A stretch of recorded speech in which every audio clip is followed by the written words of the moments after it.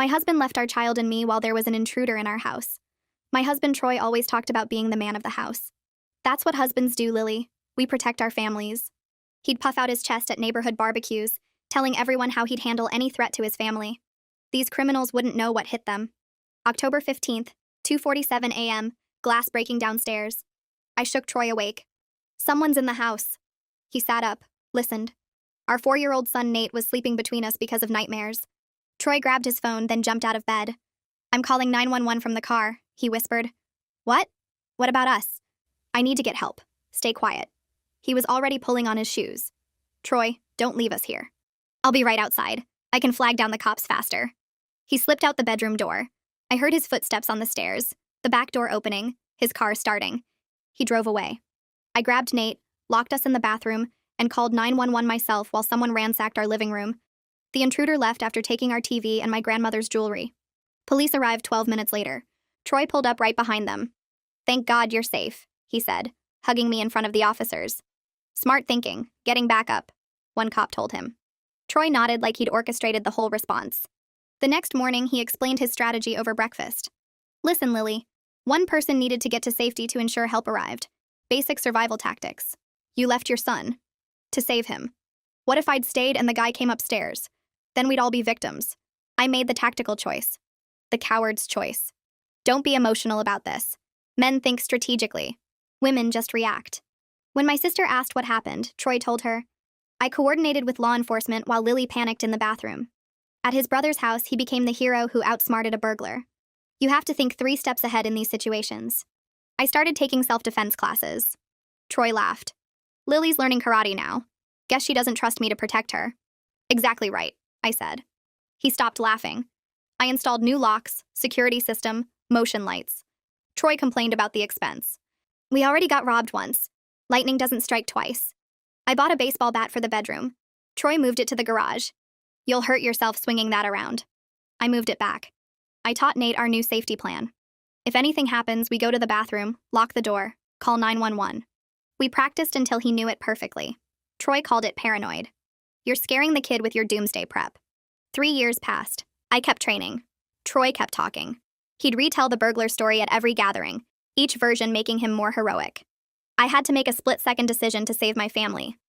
Meanwhile, he'd gained 40 pounds and couldn't run up our stairs without wheezing.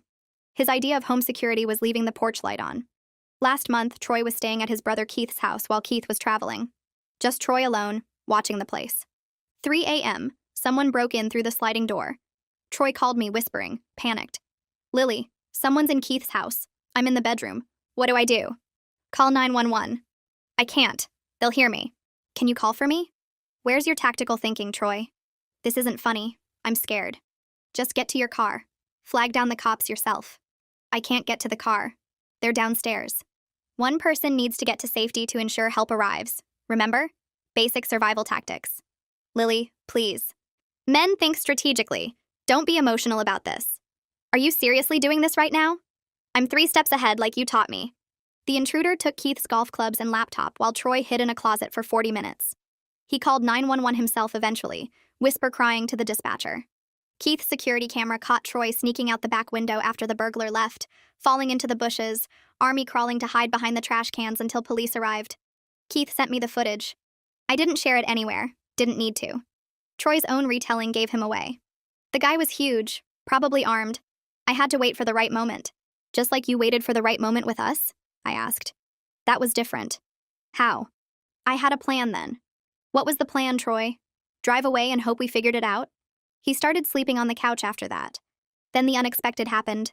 Troy cleared his throat from the couch where he'd been sleeping for the past week. I was making breakfast for Nate when Troy appeared in the kitchen doorway wearing the same shirt he'd had on yesterday. He leaned against the doorframe with his arms crossed. I poured milk into Nate's cereal bowl and didn't look up. Troy shifted his weight and scratched his stomach through his wrinkled shirt. He opened his mouth twice before any words came out. He said he'd been thinking about our marriage and believed we should try counseling to work through this rough patch. I set the milk carton down harder than I meant to. The word rough patch hung in the air between us like he'd just described a minor disagreement about paint colors. Nate looked up from his cereal with milk dripping off his spoon. Troy kept talking about how all marriages go through difficult times, and the mature thing would be to get professional help. I stared at him standing there in his dirty shirt, acting like I was the one with the problem.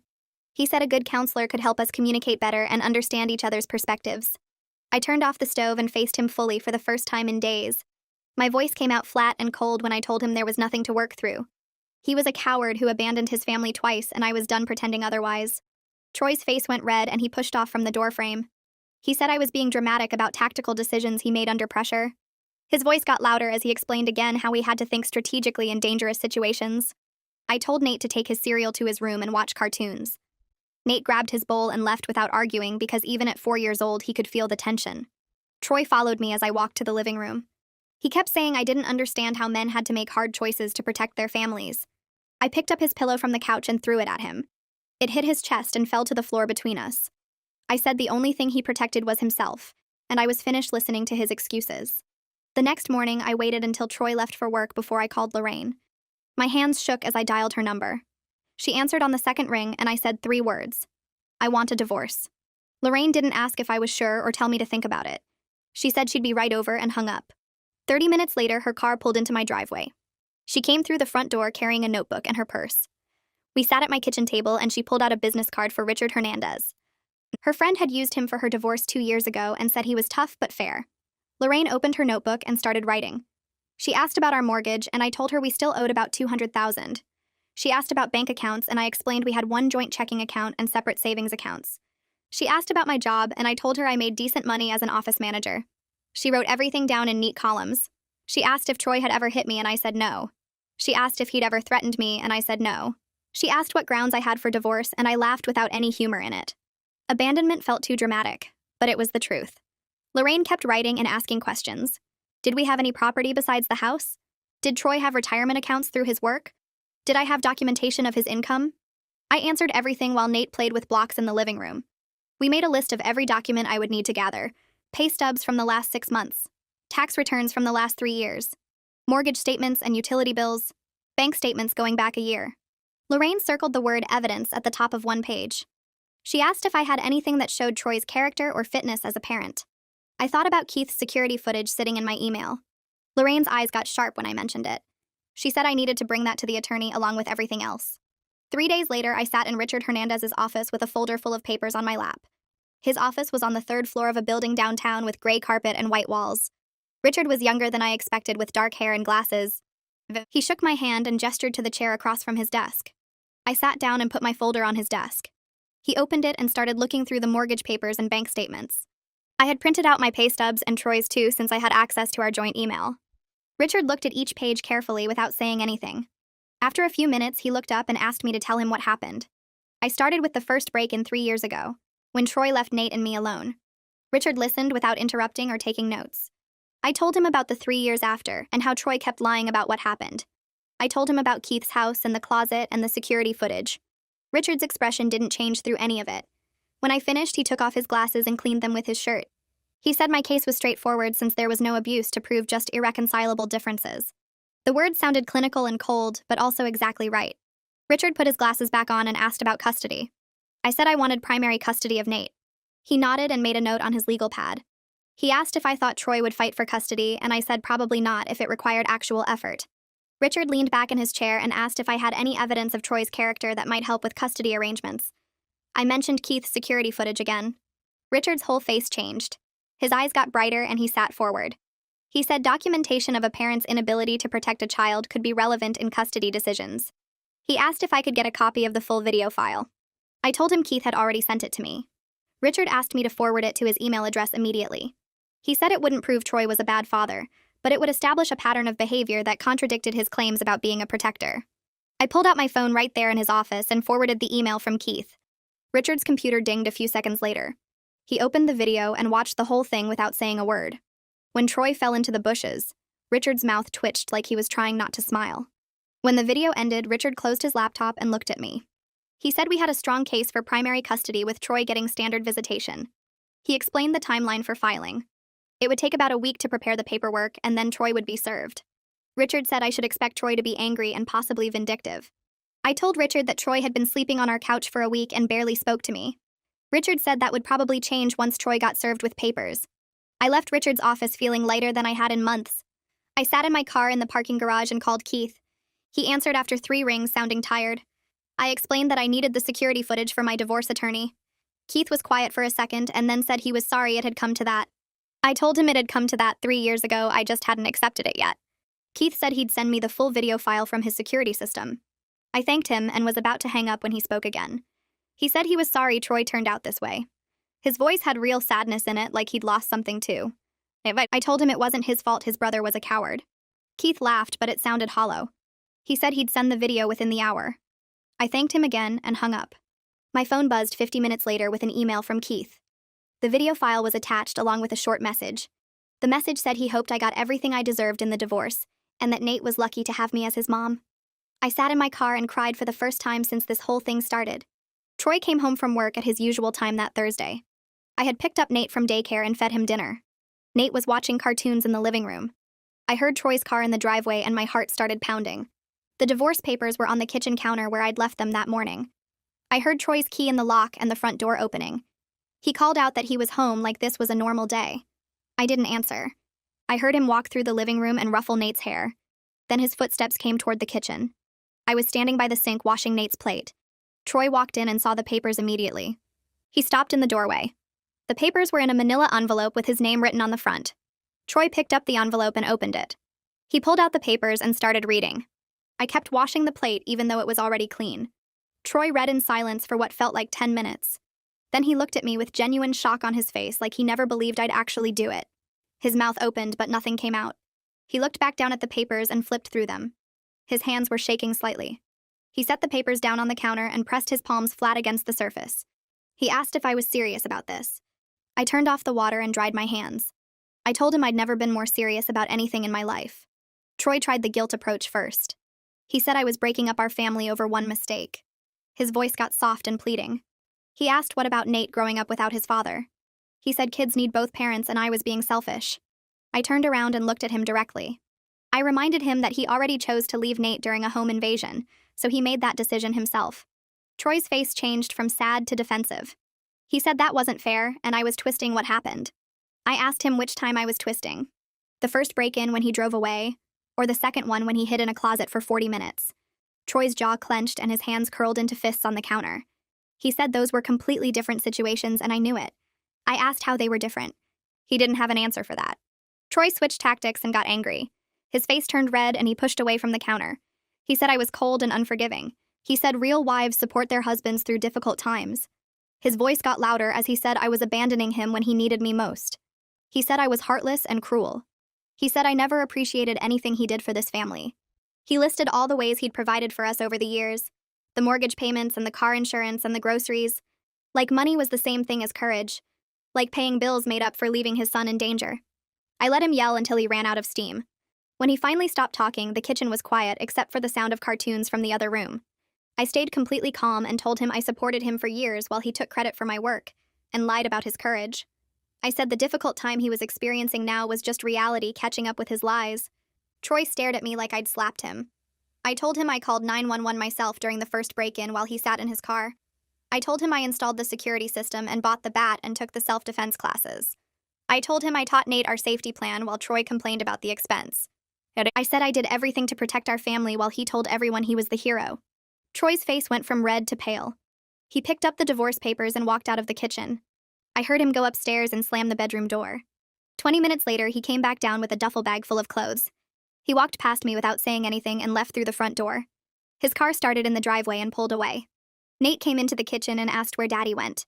I told him Daddy was going to stay at Uncle Keith's house for a while. Nate shrugged and asked if he could have a snack. I gave him an apple and watched him walk back to his cartoons like nothing had changed. 2 days later, Keith's truck pulled up in the driveway just after dinner. I watched from the living room window as Troy loaded garbage bags full of his clothes into the bed. He made 3 trips back and forth, each time moving slower like he hoped I might come outside and stop him. I stayed exactly where I was. Nate pressed his face against the window next to me and watched his father carry boxes to the truck. Troy looked up once and saw us both standing there. He raised his hand in a small wave. Nate waved back. Troy stood there for another minute like he was waiting for something, then climbed into the passenger seat. Keith backed out of the driveway and the truck disappeared down the street. The house felt different immediately. Not sad or empty, just lighter somehow. Like someone had opened all the windows and let fresh air sweep through every room. I made hot chocolate for Nate and we sat at the kitchen table together. He swung his legs under his chair and asked where Daddy went. I told him Daddy was going to stay at Uncle Keith's house for a while. Nate nodded and took a sip of his hot chocolate. He asked if Daddy was coming back tomorrow. I said no, not tomorrow. Nate thought about this for a moment, then asked if he could watch cartoons before bed. I said yes, and he ran off to the living room, leaving his empty mug on the table. The next afternoon, Lorraine showed up with a bag from the hardware store. She dumped the contents on my kitchen counter and 3 new deadbolts clattered across the surface. She said Richard told her it was fine to change the locks as long as I gave Troy access when he asked for his stuff. I picked up one of the deadbolts and turned it over in my hands. Ned. Lorraine grabbed a screwdriver from the junk drawer and headed for the front door. I followed her and held the instruction sheet while she removed the old lock. The screws came out easily and the whole mechanism fell into her hands. She tossed it in the trash and lined up the new deadbolt. I read the instructions out loud and she worked quickly, drilling new holes where they were needed. Within 20 minutes, the front door had a shiny new lock that Troy's key would never open. We moved to the back door next, then the door from the garage into the house. Lorraine tested each lock 3 times to make sure it worked smoothly. She handed me the new keys and I slipped them onto my keyring. She said it felt good to do something practical after all the legal paperwork. I agreed and thanked her for coming over. She said that's what sisters do, then asked if I wanted her to stay for dinner. I told her I needed to talk to Nate alone tonight. After Lorraine left, I found Nate building a tower with his blocks in the living room. I sat down on the floor next to him and helped him add pieces to the top. He concentrated hard on making it perfectly straight. When the tower was as tall as his shoulder, I told him I needed to talk to him about something important. He looked at me with his big eyes and waited. I said Mommy and Daddy were going to live in different houses now. He asked if Daddy was mad at us. I said no, Daddy wasn't mad, but sometimes grown-ups decide they're happier living apart. Nate asked if he did something wrong. My chest tightened and I pulled him into my lap. I said he didn't do anything wrong at all and both Mommy and Daddy love him very much. He was quiet for a minute, then asked if he could bring his toys to both houses. I promised him yes. He could take whatever toys he wanted to Daddy's house and back home again. He seemed satisfied with this answer and wiggled out of my lap to keep building. He added 3 more blocks to his tower before asking if he could have macaroni for dinner.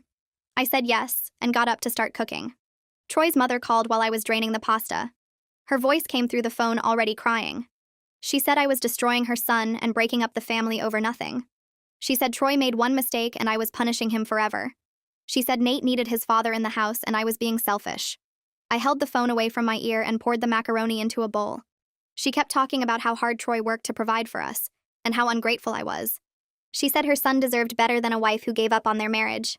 I let her talk for exactly 2 minutes while I stirred butter into Nate's macaroni. When she called me selfish for the 3rd time, I said I had to go and hung up. The phone rang again immediately. I turned it off and brought Nate his dinner. 3 days later, I walked into the gym for my regular class. Kira was setting up the training mats and looked up when I came in. She smiled and said I looked different somehow. I asked what she meant, and she said I seemed lighter, like a weight had lifted off my shoulders. I dropped my bag by the wall and told her I filed for divorce. Kira's face broke into a huge grin, and she crossed the mat in 3 long steps. She held up her hand for a high five, and I smacked my palm against hers. The sound echoed through the empty gym.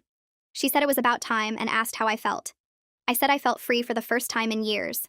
Kira said she could tell and that I'd been carrying Troy's fear around like it was my own. Other students started arriving and we began the warm-up, but I couldn't stop smiling.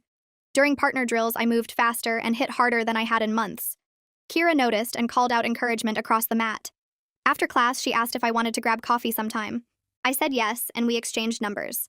Richard called 4 days after that while I was making lunch. He said Troy hired an attorney and filed a response to the divorce petition. I asked what it said, and Richard explained that Troy was requesting joint custody with equal parenting time. He asked if I was comfortable with that arrangement given Troy's history. I said absolutely not.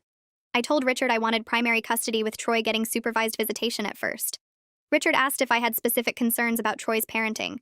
I reminded him about the break-in and how Troy left me and Nate alone in the house. I said Troy had never been alone with Nate for more than a few hours, and I didn't trust him to keep our son safe. Richard said those were valid concerns and he would draft a custody proposal. He said to expect Troy's attorney to push back hard. The letter arrived 6 days later. Richard called and read it to me over the phone. Troy's attorney called my custody request unreasonable and said it showed I was trying to alienate Nate from his father. The letter threatened to bring up my security measures as evidence of my unstable mental state. It said my paranoia about home safety demonstrated an inability to think rationally. Richard laughed while he read that part. I asked what was funny, and he said this strategy was going to backfire badly on Troy's attorney. He explained that my security preparations showed responsible parenting, especially since we actually were robbed. Richard said he would respond with documentation of everything I'd done to protect our family while Troy did nothing. I spent the next 2 days gathering evidence. I pulled out receipts for the security system, the new locks, the motion lights. I found my records from the self-defense classes showing 3 years of consistent training. I wrote down the safety plan I taught Nate and how we practiced it together. I documented the baseball bat Troy tried to hide in the garage. I made copies of the police report from our break-in. I printed out emails where Troy complained about the expensive security measures. I put everything in a folder and dropped it off at Richard's office. He flipped through the pages and nodded with approval. He said this painted a clear picture of a mother who took reasonable steps to protect her child while the father dismissed her concerns. He said Troy's attorney just handed us the custody case. 2 months crawled by with lawyers exchanging letters and filing motions. Richard kept me updated on every development but said we needed to wait for the mediation date. Finally, the notice arrived in the mail. We had a mediation session scheduled for the following Tuesday at 10 in the morning. I took the day off work and dropped Nate at Lorraine's house. I arrived at the mediator's office 15 minutes early and sat in my car rehearsing what I wanted to say. Richard pulled up right on time and we walked in together. The waiting room had gray carpet and uncomfortable chairs. Troy was already there in a suit that looked new. He sat up straight with his hands folded on his lap, trying to look confident. His attorney sat next to him reviewing papers. The mediator called us into the conference room and we all took seats around a long table. The mediator introduced herself and explained how the process would work. She said we were here to discuss custody arrangements and hopefully reach an agreement. She looked at Troy and asked him to explain his position. Troy launched into a speech about being an involved father who wanted equal time with his son. The mediator listened and made notes. Then she looked up and asked Troy to explain the security footage from Keith's house. Troy's face went pale and his confident expression cracked. He glanced at his attorney, who looked just as surprised by the question. Troy cleared his throat and said the incident at Keith's house was taken out of context. He said he made a strategic decision to wait for the right moment to call for help. The mediator cut him off and asked why he didn't call for help from inside the closet. Troy stammered and said he was afraid the intruder would hear him. The mediator asked if he had his phone with him in the closet. Troy said yes. The mediator asked why he didn't text for help or use any silent method to contact police. Troy's mouth opened, but no sound came out. His attorney leaned over and whispered something urgent in his ear. Troy's shoulders slumped. The mediator pulled out her folder of documents and flipped through several pages of my security preparations. She asked Troy directly why he moved the baseball bat from the bedroom to the garage. Troy shifted in his chair and repeated his earlier claim about me hurting myself with it. The mediator wrote something on her notepad that made Troy's attorney close his eyes briefly and shake his head. Richard caught my eye and gave the tiniest nod. The mediator asked several more questions about my self-defense training, the security system installation, and the safety plan I taught Nate. Troy tried to interrupt twice to explain his perspective, but his attorney touched his arm to stop him. After 90 minutes of questioning, the mediator announced we would break for lunch and reconvene at 1 o'clock. Richard and I walked to a sandwich shop 2 blocks away. He ordered a turkey club and I got a salad I barely touched. Richard told me the mediation was going extremely well from our perspective. Troy's credibility was destroyed and his attorney knew it. Richard expected them to accept my custody terms rather than risk going to court where a judge would hear about Keith's security footage and Troy's pattern of abandoning his family during emergencies. He said Troy's attorney was competent enough to recognize a losing position when he saw one. I asked what would happen if Troy refused to accept reasonable terms. Richard said we would go to court, present all our evidence, and let a judge decide, but he was confident Troy's attorney would advise against that strategy. We finished eating and walked back to the mediator's office. Troy and his attorney were already in the waiting room when we arrived. Troy wouldn't look at me. The mediator called us back into the conference room at 1:15. Before she could start speaking, Troy's attorney requested a private conversation with Richard. The 2 lawyers stepped out into the hallway and closed the door behind them. Troy stared at the table. I sat perfectly still and waited. The mediator made notes on her laptop. 20 minutes passed in near silence except for the sound of her typing. Finally, the door opened and both attorneys returned. Troy's attorney looked resigned as he sat down next to his client. Richard took his seat next to me with a completely neutral expression. Troy's attorney announced they would accept primary custody with me and standard visitation for Troy. Troy's face went red and he started to protest, but his attorney cut him off with a firm look. The mediator asked if both parties agreed to move forward with custody arrangements. Requested Reds is on Spotify now. Check out link in the description or comments. I said yes immediately. Troy hesitated for several long seconds before his attorney whispered something to him, and he finally nodded. The mediator pulled out a calendar and started working out a visitation schedule. She proposed Troy would get Nate every other weekend from Friday evening until Sunday evening, plus 1 weeknight dinner visit per week. Troy tried to argue that he wanted more time. that he deserved equal custody as Nate's father. His attorney leaned close and spoke quietly but firmly in his ear. Troy's jaw clenched, but he stopped arguing. The mediator asked me if the proposed schedule was acceptable. I said yes, as long as Troy picked up and dropped off Nate on time and gave me 24 hours notice if he needed to cancel a visit. The mediator added those conditions to the agreement. She typed everything up on her laptop and printed 2 copies for us to review. Richard read through the entire document carefully before sliding it over to me. I scanned the pages and everything looked correct. Troy signed his copy without reading it. I signed mine and dated it at the bottom. The mediator collected both documents and said she would file them with the court by the end of the week. Walking to my car after the mediation, I felt something lift from my chest that I didn't even know I was carrying. Troy's lies finally caught up with him in a way he couldn't talk his way out of. A mediator and his own attorney heard him try to justify abandoning his family and removing safety equipment from our home. They saw through every excuse and strategic explanation he offered. The custody arrangement gave me exactly what I wanted, while Troy got the minimum standard visitation that any non-custodial parent receives. I sat in my car for several minutes before starting the engine, just breathing and letting the reality sink in. My phone buzzed with a text from Lorraine asking how it went. I texted back that I got primary custody and would tell her everything later. She responded immediately with 3 champagne glass emojis and said she was taking me out to celebrate. Lorraine picked me up at 7 that evening and drove us to a nice restaurant downtown with cloth napkins and actual wine glasses instead of the cheap ones we usually drank from at home. We ordered a bottle of wine and clinked our glasses together. Lorraine told me she was proud of how strong I had become over the past few years. She said watching me take self-defense classes and install security systems and finally stand up to Troy's manipulation showed real courage. I told her I didn't feel particularly courageous. I just got tired of being scared and started doing something about it. She said that's exactly what courage is. We talked about the mediation and laughed about Troy's attorney trying to use my security preparations against me. Lorraine said any reasonable person would see those as responsible parenting choices, especially after we were actually robbed. I realized she was right about something else too. I wasn't the same person who married Troy 7 years ago. That version of me believed his stories about being the man of the house and protecting his family. This version knew the truth and refused to pretend otherwise. Troy exercised his first visitation weekend 2 weeks later. He arrived at 6 o'clock on Friday evening to pick up Nate. Our son came downstairs with his little backpack full of toys and his favorite stuffed elephant. Nate hugged me goodbye and walked out to Troy's car without any hesitation or concern. Troy loaded the backpack into his trunk and drove away. I watched until his taillights disappeared around the corner. The house felt strange without Nate's constant noise and energy. I made myself dinner and ate it at the kitchen table instead of on the couch like I usually did when Troy still lived here. After dinner, I deep cleaned the entire downstairs, scrubbing the kitchen floor on my hands and knees, and wiping down every surface in the living room. Saturday morning, I cleaned the upstairs bathrooms and vacuumed all the bedrooms. I washed every window in the house until they sparkled. I reorganized the closets and threw away 3 garbage bags of Troy's old clothes and belongings that he never came back for. By Sunday afternoon, the house felt completely mine in a way it never had before. Troy returned Nate on Sunday evening at 6 o'clock exactly. Nate burst through the front door talking about playing video games all weekend and eating pizza for dinner both nights, and staying up past his bedtime to watch cartoons. Troy stood in the doorway looking exhausted. His shirt had a stain on the front, and his hair stuck up in odd directions. I asked if everything went okay. Troy said it was fine, just tiring. I realized he had never actually had to parent alone for 2 full days before. When we were married, I handled all of Nate's meals and bedtime routines and entertainment while Troy watched television or worked on his laptop. Now he was discovering what it actually meant to be responsible for a 4-year-old child without anyone to help. Nate ran upstairs to put his toys away.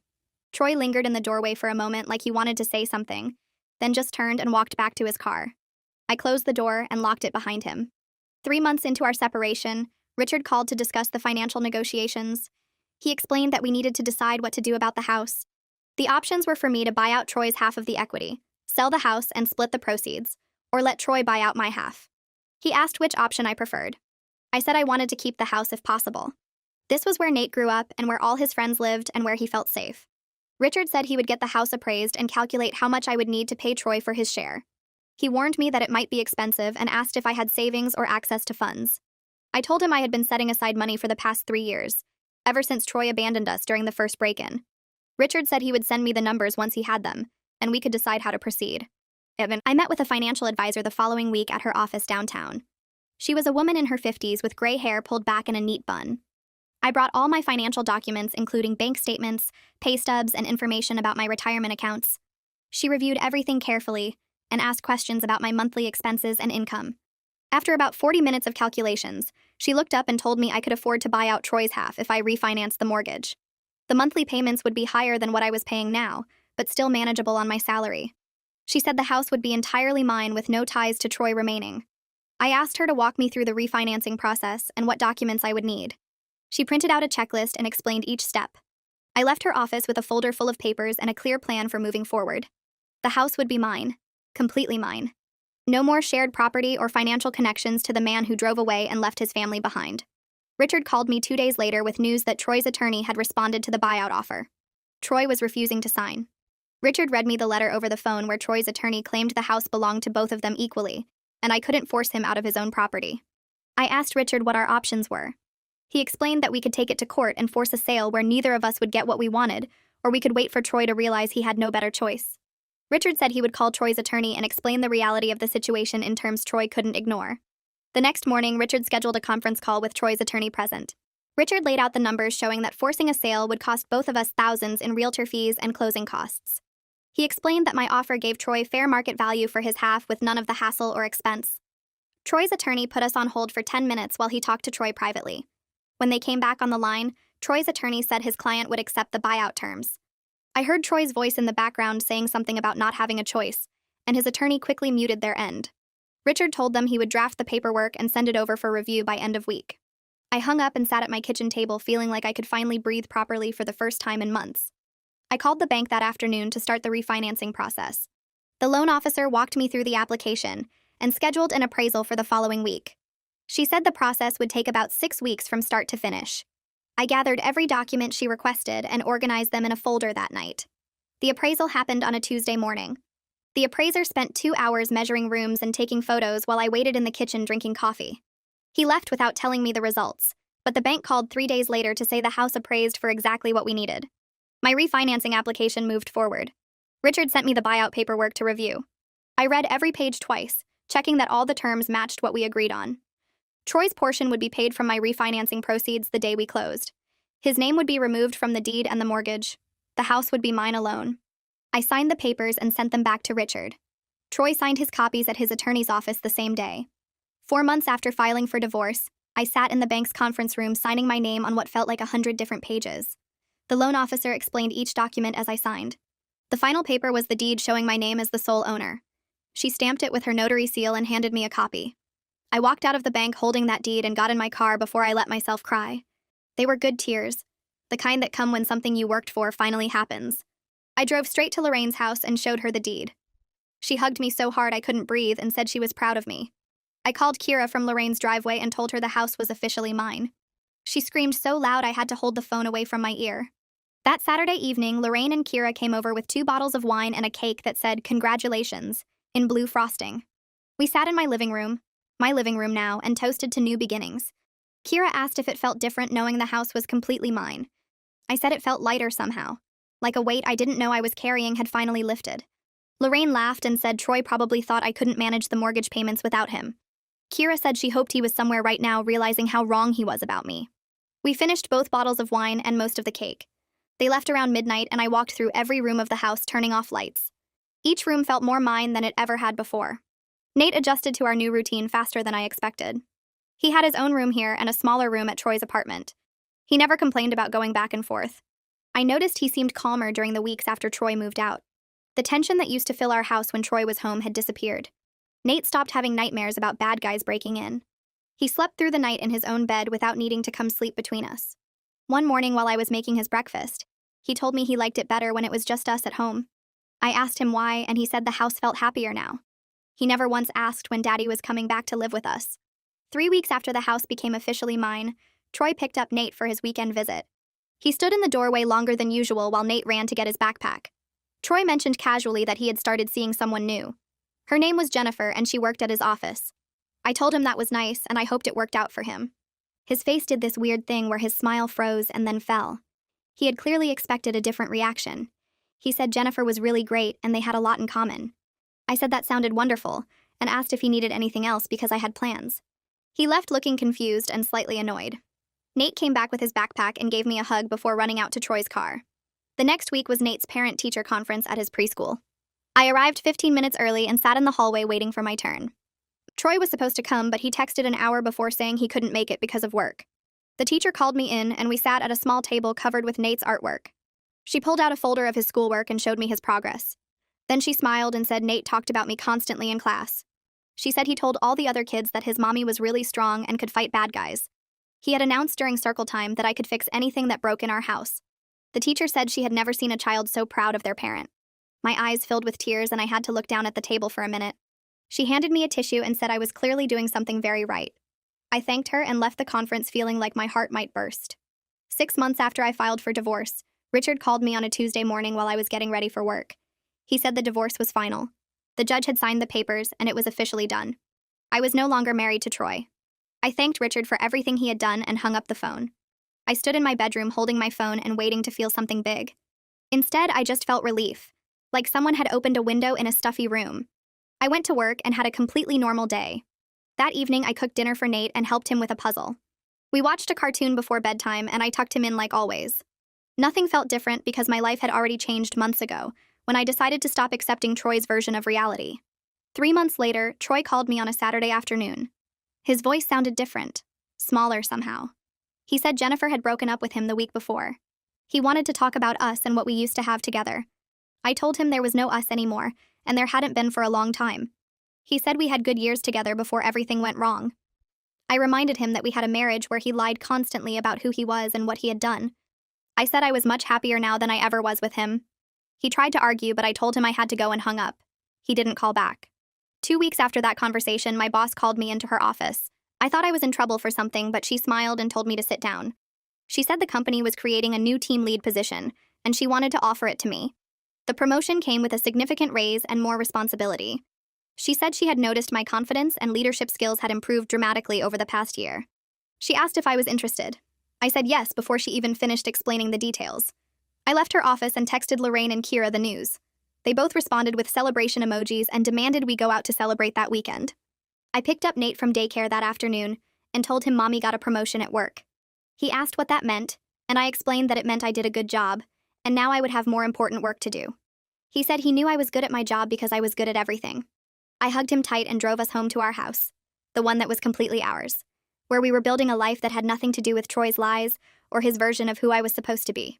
A week after my promotion, Kira pulled me aside after class and asked if I wanted to help teach the beginner self-defense session on Saturday mornings. She said the new students always asked about me and wanted to know my story.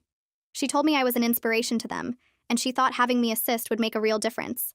I agreed without thinking twice about it. That first Saturday, I stood in front of 12 women who looked just like I had 3 years ago, nervous and unsure but determined to learn.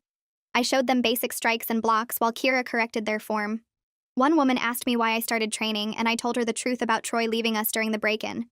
I watched their faces change as they realized I wasn't just some fitness person teaching moves. I was someone who actually needed these skills. After class, 3 of them thanked me and said hearing my story made them feel less alone. I drove home feeling like I had found something I was meant to do. The following weekend, Troy was supposed to pick up Nate on Friday evening, but he texted at 4 saying something came up at work and he couldn't make it. Nate shrugged when I told him and asked if his friend from daycare could come over for a sleepover instead. I called the friend's mom and set it up. 2 weeks later, Troy canceled again with the same excuse about work. Nate barely looked up from his coloring book when I told him. He just asked if we could make pancakes for breakfast and watch cartoons all morning.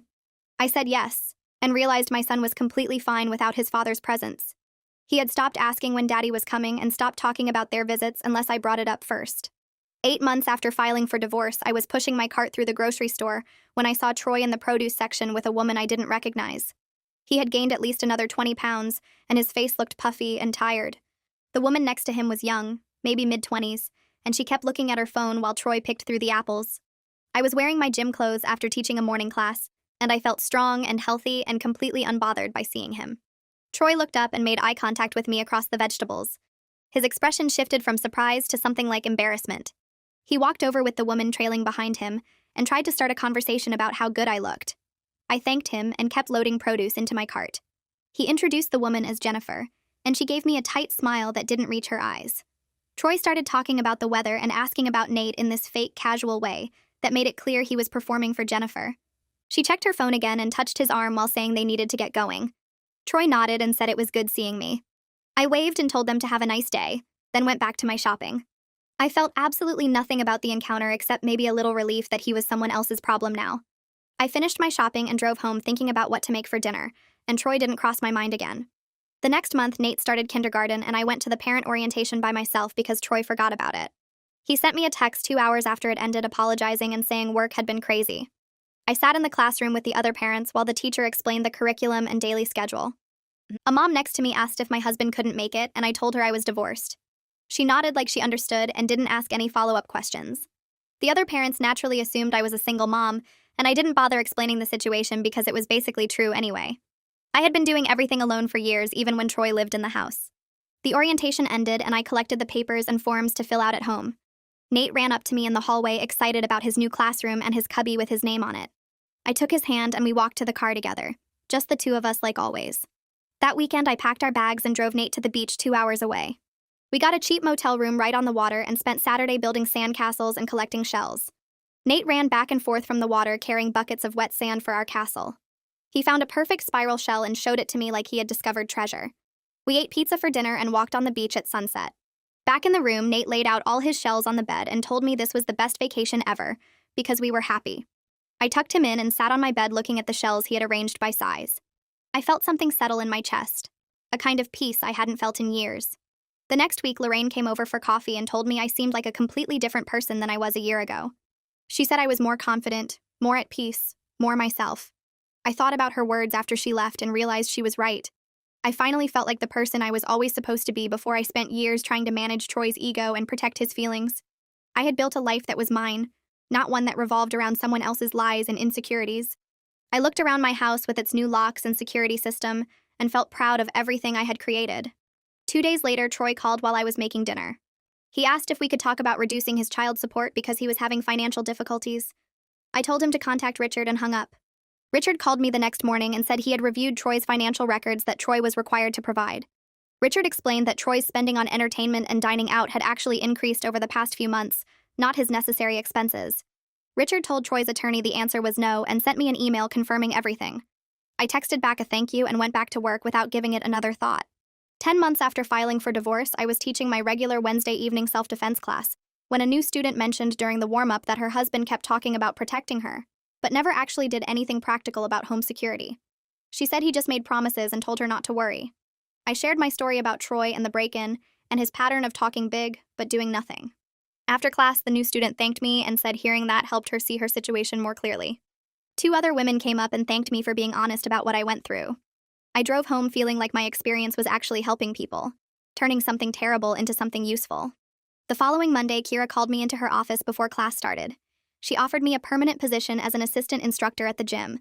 The pay wasn't much, maybe $300 a month, but it was fulfilling work that fit perfectly around my main job and Nate's schedule.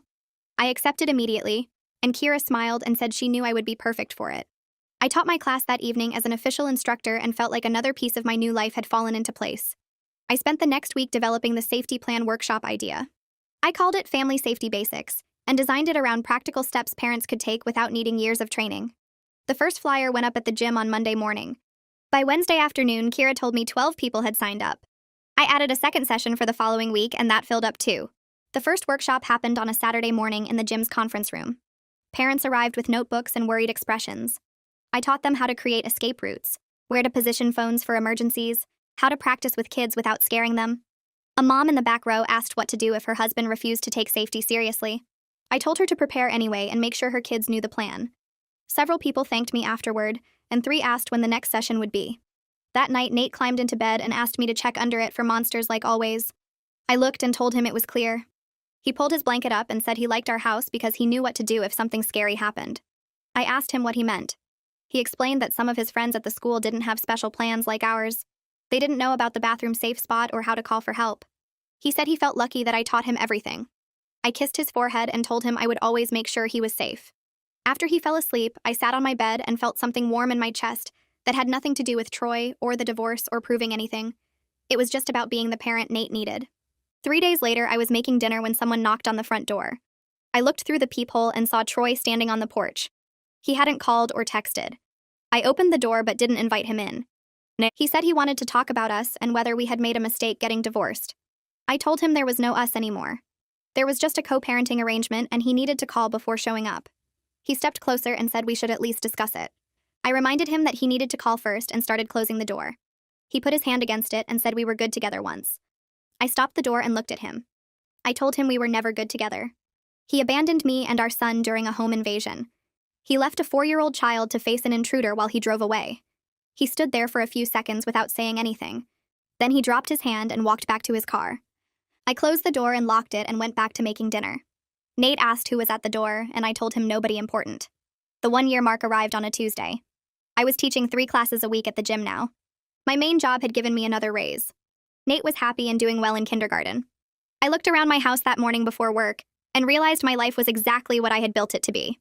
Every choice I made was mine. Every decision served me and Nate. Troy existed only as a weekend obligation and a child support payment. 2 weeks later, Troy called and asked if he could take Nate for a full week during summer vacation. It was his first time requesting extended parenting time. I asked Nate if he wanted to go, and he got excited about the water park Troy mentioned. I agreed to the week and used the time to visit Lorraine. When Nate came back, he talked about the water slides and the hotel pool. He also said he missed me in our house. Troy admitted while loading Nate's bag into my car that parenting alone for a week was harder than he expected. I smiled and thanked him for bringing Nate home. A woman from the community center called me the next day. She asked if I would be interested in teaching self-defense workshops for their after-school programs. The pay would be decent, and it could lead to more teaching opportunities. I told her I was very interested, and we scheduled a meeting. That fall, Nate and I started creating our own holiday traditions. We decorated cookies together with way too much frosting.